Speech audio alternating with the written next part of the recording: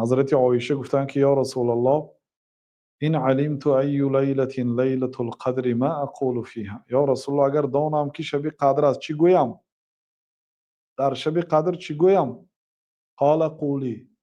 پیامبر صلی الله علیه و سلم بگو اللهم انك عفو تحب العفو فاعف عني.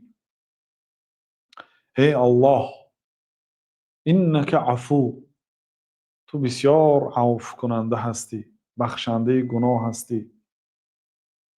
تحب العفو، عفو را دوست می‌داری، بخشیدن را دوست می‌داری. فاعف عني، مرا عفو کن. همین تکرار میکنید، دشوار نیست. اللهم انك عفو تحب العفو فاعف عني.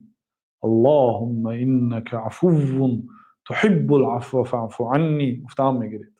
همین دعا را پیامبر صلی الله علیه و سلم به همسری دوست داشتهشون تعلیم دادن که همین گوشه به قدر اند.